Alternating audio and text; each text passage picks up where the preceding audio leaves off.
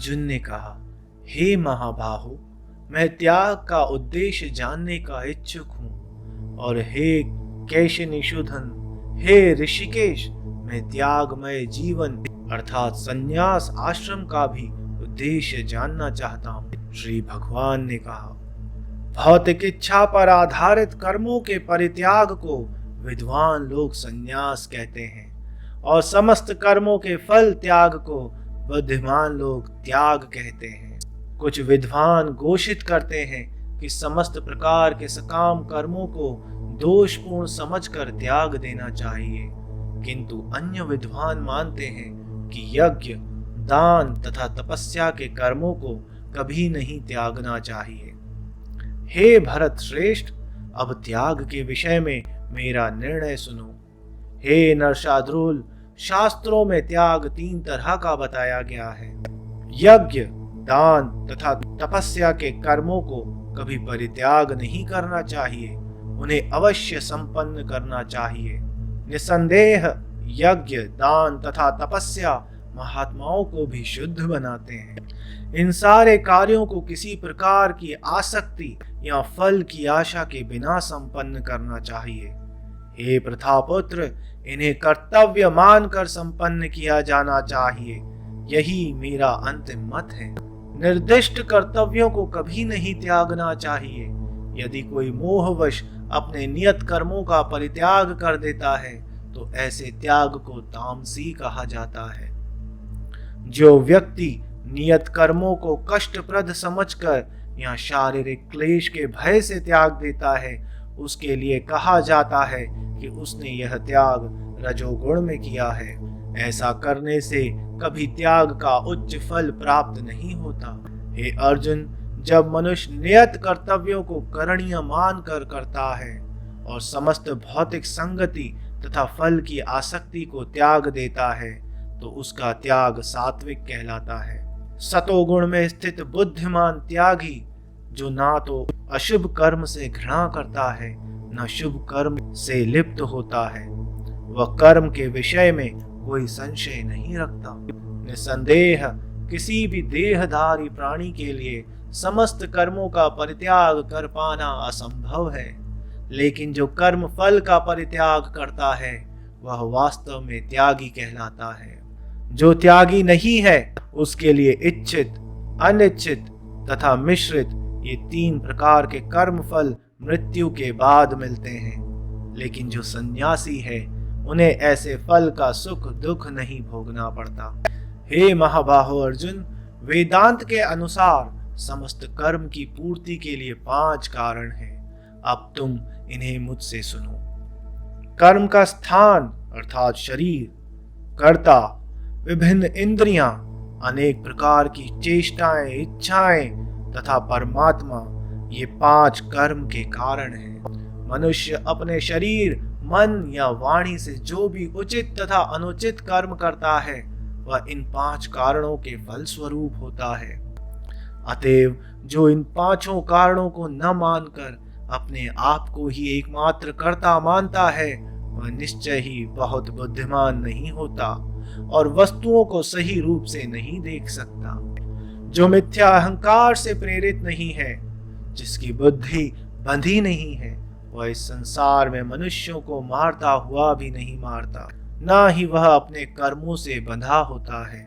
ज्ञान, ज्ञेय तथा ज्ञाता, ये तीनों कर्म को प्रेरणा देने वाले कारण हैं। इंद्रियां, कर्म तथा कर्ता, ये 3 कर्म के संघटक हैं।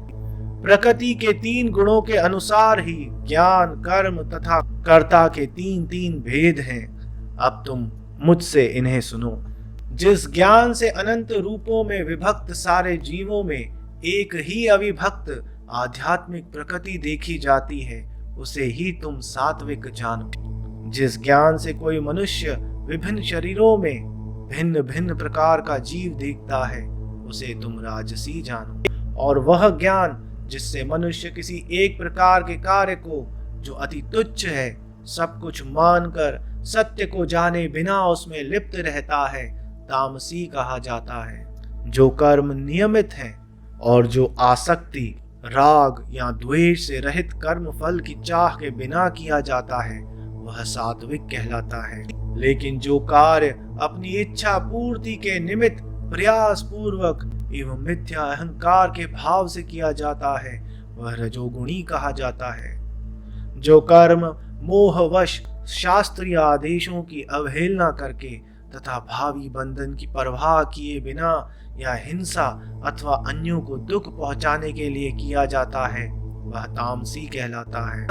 जो व्यक्ति भौतिक गुणों के संसर्ग के बिना अहंकार रहित संकल्प तथा उत्साह पूर्वक अपने कर्म करता है और सफलता अथवा असफलता में अविचलित रहता है वह सात्विक कर्ता कहलाता है। जो कर्ता कर्म तथा कर्म फल के प्रति आसक्त होकर फलों का भोग करना चाहता है तथा जो लोभी सदैव ईर्ष्यालु अपवित्र और सुख दुख से विचलित होने वाला है वह राजसी कहा जाता है। जो कर्ता सदा शास्त्रों के आदेशों के विरुद्ध कार्य करता है, जो भौतिकवादी हठी कपटी तथा अन्यों का अपमान करने में पटु है तथा जो आलसी सदैव खिन्न तथा काम करने से दीर्घ सूत्री है वह तमोगुणी कहलाता है। हे धनंजय, अब मैं प्रकृति के 3 गुणों के अनुसार तुम्हें विभिन्न प्रकार की बुद्धि तथा धृति के विषय में विस्तार से बताऊंगा। हे प्रथापुत्र, वह बुद्धि सतोगुणी है जिसके द्वारा मनुष्य यह जानता है कि क्या करणीय है और क्या नहीं है, किससे डरना चाहिए और किससे नहीं, क्या बांधने वाला है और क्या मुक्ति देने वाला है। हे प्रथापुत्र, जो बुद्धि धर्म तथा अधर्म करणीय तथा अकरणीय कर्म में भेद नहीं कर पाती वह राजसी है। जो बुद्धि मोह तथा अंधकार के वशीभूत होकर अधर्म को धर्म और धर्म को अधर्म मानती है और सदैव विपरीत दिशा में प्रयत्न करती है, हे पार्थ, वह तामसी है। हे प्रथापुत्र, जो अटूट है, जिसे योगाभ्यास द्वारा अचल रहकर धारण किया जाता है और जो इस प्रकार मन प्राण तथा इंद्रियों के कार्यकलापों को वश में रखती है वह धृति सात्विक है। लेकिन हे अर्जुन, जिस धृति से मनुष्य धर्म अर्थ तथा काम के फलों में लिप्त बना रहता है वह राजसी है। हे पार्थ, धृति स्वप्न भय शोक विषाद तथा मोह के परे नहीं जाती, ऐसी दुर्बुद्धिपूर्ण धृति तामसी है। हे भरत श्रेष्ठ, अब मुझसे 3 प्रकार के सुखों के विषय में सुनो जिनके द्वारा बद्ध जीव भोग करता है और जिसके द्वारा कभी कभी दुखों का अंत हो जाता है। जो प्रारंभ में विष जैसा लगता है लेकिन अंत में अमृत के समान है और जो मनुष्य के आत्म साक्षात्कार जगाता है वह सात्विक सुख कहलाता है। जो सुख इंद्रियों द्वारा उनके विषयों के संसर्ग से प्राप्त होता है और जो प्रारंभ में अमृत तुल्य तथा अंत में विष तुल्य लगता है वह रजोगुणी कहलाता है। तथा जो सुख आत्म साक्षात्कार के प्रति अंधा है, जो प्रारंभ से लेकर अंत तक मोह कारक है और जो निद्रा आलस्य तथा मोह से उत्पन्न होता है वह तामसी कहलाता है। इस लोक में स्वर्ग लोकों में यहाँ देवताओं के मध्य में कोई भी ऐसा व्यक्ति विद्यमान नहीं है जो प्रकृति के 3 गुणों से मुक्त हो। हे परम तप, ब्राह्मणों क्षत्रियों वैश्यों तथा शूद्रों में प्रकृति के गुणों के अनुसार उनके स्वभाव द्वारा उत्पन्न गुणों के द्वारा भेद किया जाता है। शांति प्रियता, आत्मसंयम, तपस्या, पवित्रता, सहिष्णुता, सत्यनिष्ठा, ज्ञान, विज्ञान तथा धार्मिकता ये सारे स्वाभाविक गुण हैं जिनके द्वारा ब्राह्मण कर्म करते हैं। वीरता, शक्ति, संकल्प, दक्षता, युद्ध में धैर्य, उदारता तथा नेतृत्व ये क्षत्रियों के स्वाभाविक गुण हैं। कृषि करना, गौरक्षा तथा व्यापार वैश्यों के स्वाभाविक कर्म हैं और शूद्रों का कर्म श्रम तथा अन्यों की सेवा करना है। अपने अपने कर्म के गुणों का पालन करते हुए प्रत्येक व्यक्ति सिद्ध हो सकता है। अब तुम मुझसे सुनो कि यह किस प्रकार किया जा सकता है। जो सभी प्राणियों का उद्गम है और सर्वव्यापी है, उस भगवान की उपासना करके मनुष्य अपना कर्म करते हुए पूर्णता प्राप्त कर सकता है। अपने वृत्तिपरक कार्य को करना, चाहे वह कितना ही त्रुटिपूर्ण ढंग से क्यों न किया जाए, अन्य किसी के कार्य को स्वीकार करने और अच्छी प्रकार से करने की अपेक्षा अधिक श्रेष्ठ है। अपने स्वभाव के अनुसार निर्दिष्ट कर्म कभी भी पाप से प्रभावित नहीं होते। प्रत्येक उद्योग या प्रयास किसी न किसी दोष से आवृत होता है, जिस प्रकार अग्नि धुएं से आवृत रहती है।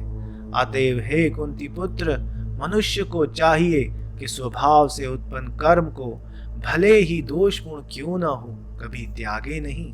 जो आत्म संयमी तथा अनासक्त है एवं जो समस्त भौतिक भोगों की परवाह नहीं करता, वह संन्यास के अभ्यास द्वारा कर्म फल से मुक्ति की सर्वोच्च सिद्ध अवस्था प्राप्त कर सकता है। हे कुंती पुत्र, जिस तरह इस सिद्धि को प्राप्त हुआ व्यक्ति परम सिद्धावस्था अर्थात ब्रह्म को, जो सर्वोच्च ज्ञान की अवस्था है, प्राप्त करता है, उसका मैं संक्षेप में तुमसे वर्णन करूंगा, उसे तुम जानो। अपनी बुद्धि से शुद्ध होकर तथा धैर्य पूर्वक मन को वश में करते हुए इंद्र तृप्ति के विषयों को त्याग कर राग तथा द्वेष से मुक्त होकर जो व्यक्ति एकांत स्थान में वास करता है, जो थोड़ा खाता है, जो अपने शरीर मन तथा वाणी को वश में रखता है, जो सदैव समाधि में रहता है तथा पूर्णतया विरक्त, मिथ्या अहंकार, मिथ्या शक्ति, मिथ्या गर्व, काम, क्रोध तथा भौतिक वस्तुओं के संग्रह से मुक्त है, जो मिथ्या स्वामित्व की भावना से रहित तथा शांत है, वह निश्चय ही आत्म साक्षात्कार के पद को प्राप्त होता है। इस प्रकार जो दिव्य पद पर स्थित है, वह तुरंत पर ब्रह्म का अनुभव करता है और पूर्णतया प्रसन्न हो जाता है। वह न तो कभी शोक करता है, न किसी वस्तु की कामना करता है। वह प्रत्येक जीव पर संभाव रखता है। उस अवस्था में वह मेरी शुद्ध भक्ति को प्राप्त करता है। केवल भक्ति से मुझ भगवान को यथारूप में जाना जा सकता है। जब मनुष्य ऐसी भक्ति से मेरे पूर्ण भावनामृत में होता है, तो वह वैकुंठ जगत में प्रवेश कर सकता है। मेरा शुद्ध भक्त मेरे संरक्षण में समस्त प्रकार के कार्यों में संलग्न रहकर भी मेरी कृपा से नित्य तथा अविनाशी धाम को प्राप्त होता है। सारे कार्यों के लिए मुझ पर निर्भर रहो और मेरे संरक्षण में सदा कर्म करो। ऐसी भक्ति में मेरे प्रति पूर्णतया सचेत रहो। यदि तुम मुझसे भावना भावित होगे, तो मेरी कृपा से तुम बद्ध जीवन के सारे अवरोधों को लांघ जाओगे। लेकिन यदि तुम मिथ्या अहंकार वश ऐसी चेतना में कर्म नहीं करोगे और मेरी बात नहीं सुनोगे, तो तुम विनिष्ट हो जाओगे। यदि तुम मेरे निर्देशानुसार कर्म नहीं करते और युद्ध में प्रवृत्त नहीं होते हो, तो तुम कुमार्ग पर जाओगे। तुम्हें अपने स्वभाववश युद्ध में लगना होगा। इस समय तुम मोहवश मेरे निर्देश अनुसार कर्म करने से मना कर रहे हो। लेकिन हे कुंती पुत्र, तुम अपने ही स्वभाव से उत्पन्न कर्म द्वारा बाध्य होकर वही सब करोगे। हे अर्जुन, परमेश्वर प्रत्येक जीव के हृदय में स्थित है और भौतिक शक्ति से निर्मित यंत्र में सवार की भांति बैठे समस्त जीवों को अपनी माया से घुमा रहे हैं। हे भारत, सब प्रकार से उसी की शरण में जाओ। उसकी कृपा से तुम परम शांति को तथा परम नित्य धाम को प्राप्त करोगे। इस प्रकार मैंने तुम्हें गुहतर ज्ञान बतला दिया। इस पर पूरी तरह से मनन करो और तब जो चाहो सो करो। क्योंकि तुम मेरे प्रिय मित्र हो, अतः मैं तुम्हें अपना परम आदेश, जो सर्वाधिक गुह ज्ञान है, बता रहा हूँ। इसे अपने हित के लिए सुनो। सदैव मेरा चिंतन करो, मेरे भक्त बनो, मेरी पूजा करो और मुझे नमस्कार करो। इस प्रकार तुम निश्चित रूप से मेरे पास आओगे। मैं तुम्हें वचन देता हूँ, क्योंकि तुम मेरे परम मित्र हो। समस्त प्रकार के धर्मों का परित्याग करो और मेरी शरण में आओ। मैं समस्त पापों से तुम्हारा उद्धार कर दूंगा। डरो मत। यह गुह ज्ञान उनको कभी न बताया जाए जो न तो संयमी है, न एकनिष्ठ, न भक्ति में रत है, न ही उसे जो मुझसे द्वेष करता हो। जो व्यक्ति भक्तों को यह परम रहस्य बताता है वह शुद्ध भक्ति को प्राप्त करेगा और अंत में वह मेरे पास वापस आएगा। इस संसार में उसकी अपेक्षा कोई अन्य सेवक ना तो मुझे अधिक प्रिय है और न कभी होगा। और मैं घोषित करता हूँ कि जो हमारे इस पवित्र संवाद का अध्ययन करता है वह अपनी बुद्धि से मेरी पूजा करता है, और जो श्रद्धा समेत तथा द्वेष रहित होकर इसे सुनता है वह सारे पापों से मुक्त हो जाता है और उन शुभ लोकों को प्राप्त होता है जहाँ पुण्यात्माएं निवास करती हैं। हे प्रथापुत्र, हे धनंजय, क्या तुमने इसे एकाग्रचित होकर सुना? और क्या अब तुम्हारा अज्ञान तथा मोह दूर हो गया है? अर्जुन ने कहा, हे कृष्ण, हे अच्युत, अब मेरा मोह दूर हो गया है। आपके अनुग्रह से मुझे मेरी स्मरण शक्ति वापस मिल गई। अब मैं संशय रहित तथा दृढ़ हूँ और आपके आदेश अनुसार कर्म करने के लिए उद्यत हूँ। संजय ने कहा, इस प्रकार मैंने कृष्ण तथा अर्जुन इन दोनों महापुरुषों की वार्ता सुनी और यह संदेश इतना अद्भुत है कि मेरे शरीर में रोमांच हो रहा है। व्यास की कृपा से मैंने यह परम गुह्य बातें साक्षात योगेश्वर कृष्ण के मुख से अर्जुन के प्रति कही जाती हुई सुनी। हे राजन, जब मैं कृष्ण तथा अर्जुन के मध्य हुई इस आश्चर्यजनक तथा पवित्र वार्ता का बारंबार स्मरण करता हूँ तो प्रति क्षण रोमांच से गदगद हो उठता हूँ। हे राजन, भगवान कृष्ण के अद्भुत रूप का स्मरण करते ही मैं अधिकाधिक आश्चर्यचकित होता हूँ और पुनः पुनः हर्षित होता हूँ। जहाँ योगेश्वर कृष्ण है और जहाँ परम धनुर्धर अर्जुन है, वही ऐश्वर्य, विजय, अलौकिक शक्ति तथा नीति भी निश्चित रूप में रहती है। ऐसा मेरा मत है।